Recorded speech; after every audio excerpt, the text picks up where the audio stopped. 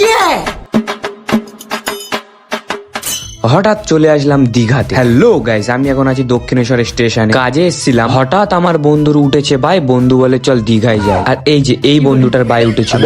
বেশি না, কলকাতা থেকে দীঘা হলো 200 কিলোমিটার। আর এই আমরা বেরিয়ে পড়লাম। এটা হলো আমাদের বালি ব্রিজ, এটা হলো আমাদের দিল্লি হাইওয়ে, এটা হলো কোলাঘাটের আগের টোল ট্যাক্স। বেশি না, আর 105 কিলোমিটার বাকি। এখন বাজে ভোর 3:30 আর আমরা কোলাঘাটে দাঁড়িয়েছি একটু চা সিগারেট খাওয়ার জন্য। আর এত ঠান্ডা ছিল, মাঝ রাস্তায় দাঁড়িয়ে দুজন মিলে আগুন পোয়াতে লাগলাম। এখন বাজে ভোর 5:30 আর আমরা একটা দোকানে দাঁড়িয়েছিলাম চা খাওয়ার জন্য। তারপরে নিলাম ঘুগনি মুড়ি, খেয়ে টেয়ে আবারও বেরিয়ে পড়লাম দুই বন্ধু। অবশেষে পৌঁছে গেলাম দীঘা, আর এটা হলো আমাদের দীঘার গেট। তারপরে পৌঁছে গেলাম দীঘার সমুদ্রের ধারে। অবশেষে পৌঁছে গেলাম গাইস দীঘা। আর এই ফার্স্ট সকালে প্রশান্ত মহাসাগরটা এত সুন্দর লাগছিল না, সত্যি মনটা খুব শান্ত হয়ে গেল। আর এই আমাদের দীঘা ট্যুরের প্রথম পার্টটা এখানে শেষ করছি। দেখা হচ্ছে সেকেন্ড পার্টে। প্লিজ গাইস লাইক সাবস্ক্রাইব করে দিও।